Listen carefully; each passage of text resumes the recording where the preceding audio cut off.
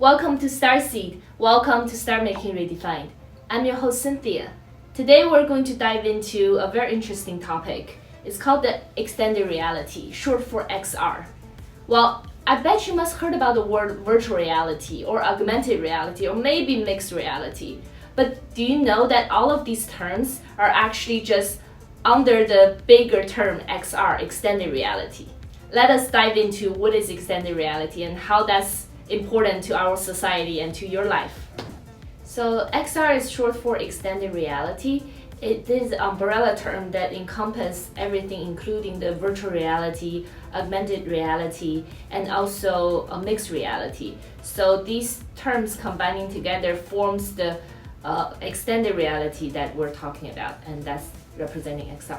Yeah, so XR really is an umbrella term. So like XR combines the VR, AR, and then also MR. VR is short for like virtual reality. Virtual reality is really kind of those like Ready Player Me type of world people are all talking about. All these big companies like Meta, they're working on Horizon. They want to become the metaverse. So VR is really like you can think about this as you have your whole sense embodied into the environment, and then it will be combining your visual sense, your audio sense, and even in the future, like we can combining. Right now, we already have the haptic, so like the sensory,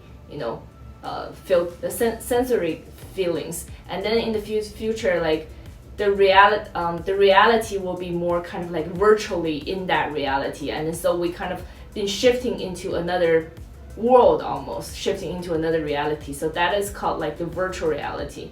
And then augmented reality is really like augmentation of whatever the reality we're currently having. Like for example, like I'm using like a filter for the video, right? So this filter combining with the reality of this actual reality, that is the augmentation of the existing reality. So that's why it's calling the augmented reality. Or you can see people like using their phones, they're like putting out like playing those Pokemon games. That's like a form of augmented reality. But also filter like on Snapchat, on Instagram, on TikTok, they're also like augmented reality as well. Yeah. And the mixed reality is a little bit different. I think less people heard about it. So mixed reality is more similar to, you can think about in the Iron Man movie, right? You see them having this like screen, like a virtual screen popping up, and then you can just controlling or like changing things on this virtual screen. So this is kind of like the virtual reality being mixed with the reality. So that is kind of like a form of mixed reality. If we talk about combining with the theory, we were talking about the whole, shifting of the dimensions. We're shifting from a 3-dimensional reality to a 5-dimensional reality, which is like a multiverse reality, right? And also with the combination of what we talked about, like the metaverse, the Web3, like virtual reality or augmented reality, these are really the technologies to help us human to perceive this augmented dimension, to perceive this future of the metaverse. So you can think about this as the future of interface. Like right now, the way we're interacting with the internet and everything on the internet is through like a flat screen, right? It's like basically black boxes. Either it's a TV screen or it's a computer screen or it's a mobile screen. It's all flat screen. That's how we're interacting with that virtual world, But then in the future with virtual reality or augmented reality, the interaction can become a lot more immersive, a lot more interactive, and then the interaction wouldn't be so like how to say it. It wouldn't be so like just like through a screen. We will be interacting with that virtual world inside of that virtual world. So eventually can complete with this shifting of the 3-dimensional to 5-dimensional or multiverse kind of reality down the line.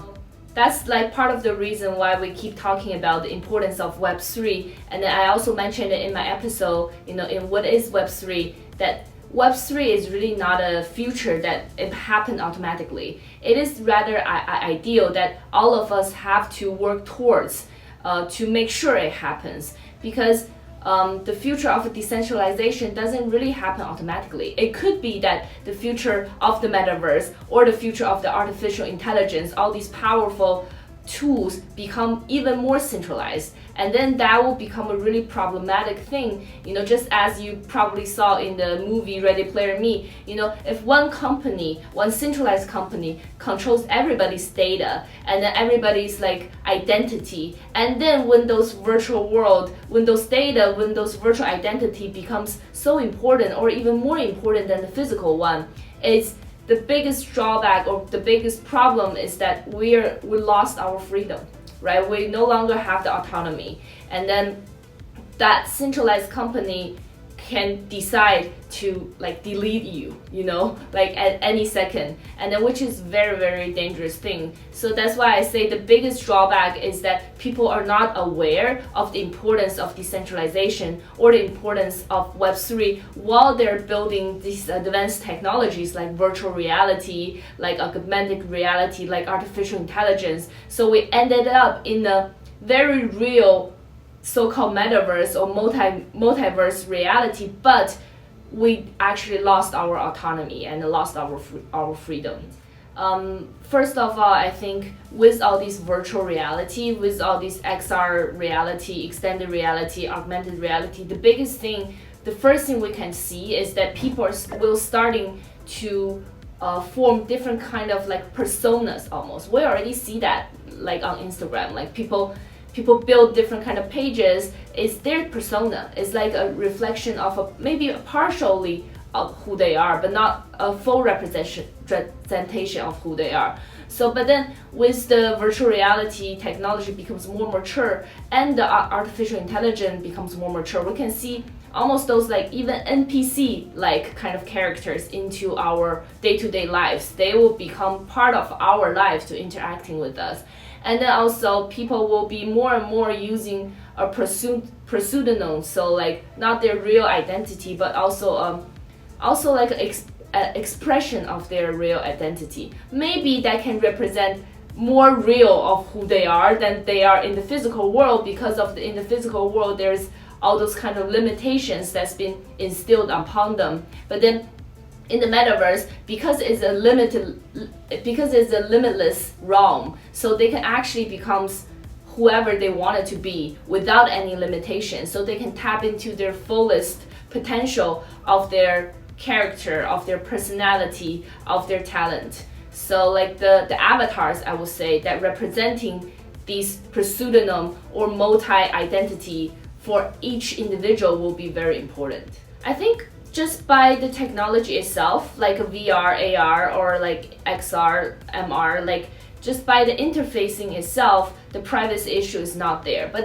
the problem with this is that people will be more and more, people's digital life or their virtual identity, because the whole XR realm is heavily linked to people's virtual identity. So people's virtual identity will become so important for everyone in their day-to-day lives, and then all their virtual identity will be on the internet basically. So one very important thing is that people will be closely connecting to their virtual identity, and then we can already see that this problem is already happening. Like in the crypto world, like a lot of people, they store like very valuable asset in their like hot wallet, but then like they got hacked, right? And then their wallet is got drained, so they all of a sudden lost the asset. And then this asset, even though they're just digital asset, but they actually worth a lot of money. So that's like people losing real money if the security is not being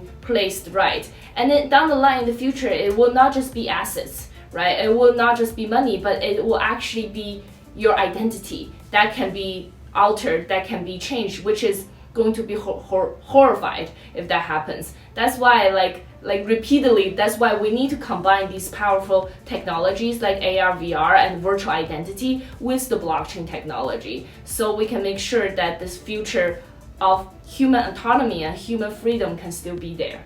One very interesting implication, let's say in the healthcare industry, is we already see that there are doctors using the virtual reality to train their physicians, right? So they can practice real, like almost realistic practice in the virtual reality setting, but they don't have to perform that on a real patient, right? And also militaries has been using the virtual reality to train the train the military as well, so they can actually increase the ability for the soldiers without having real damage or real drawbacks of they might die in the real physical life training, right? And then so I think these are all like super great use cases that can help humanity to improve, sort of like in a way that is not possible.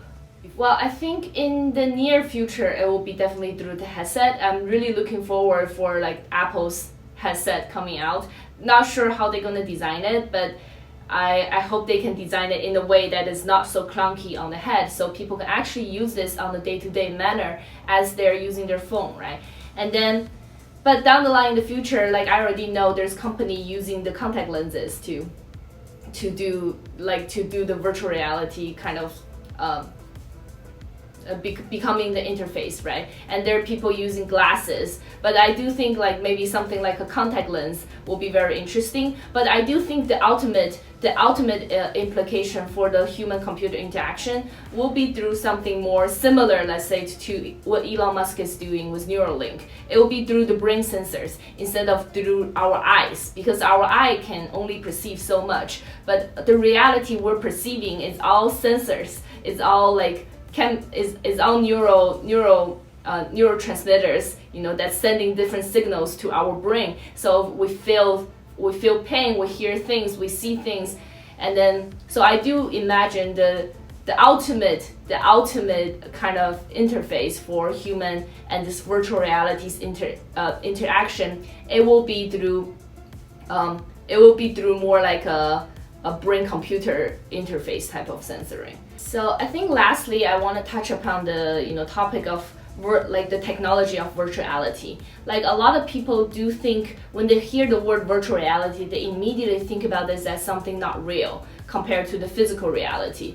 But that's actually a really wrong way of thinking about it, because when you don't think something is real, you take it like less seriously. So people think, oh, that's just some game, that's just something like for fun, for escapism, but that's actually not true, because when we think about this, right? So like all these activities or all these feelings, even though they've been using the virtual or the computer to mediate the whole experiences, but they're real experiences. Just for example, if we're purchasing something online, on some e-commerce store, even though the experience is computationally generated or computationally mediated, is a virtual purchase, but the purchase is a real purchase, right? And then if we meet some like friends like on the social reality, or let's use this as an example. If a girl experiencing cyberbullying, right, got harassed on the internet, even though this whole experience is not physical, she has not been harassed like physically in the real world, but the effect is real. So she really been harassed. Just the experience is not a physical one instead of a computationally mediated one. So that's why so we have to know that all these technology of virtuality, even though they're virtual, but they are actually real. So virtual reality doesn't mean a fake reality or less serious reality. It's a parallel reality, like when we're comparing with the physical one. So the right way to compare this is like physical reality and virtual reality instead of a real reality and fake reality, because the impact and then the feeling and then it's basically the impact these virtual reality or these computationally mediated experiences can have upon us and our society is super real, maybe even more real than the physical one.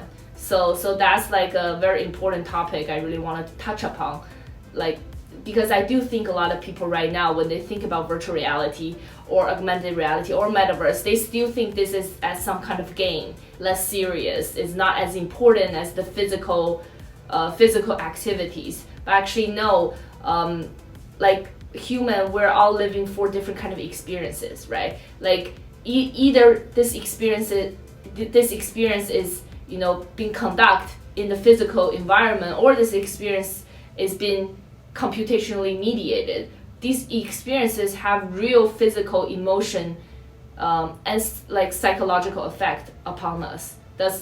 And then because it has real effect upon us, it will affect our society. It will affect our physical society as well. So like that's why we really need to treat these virtual environment seriously, not just as some kind of game or something secondary to the physical reality. Yeah. Thank you so much for watching the episode and then hear about what is extended reality. As always, leave me in the comments below if you have any questions, and don't forget to hit the like and subscribe button. I'll see you in the next episode.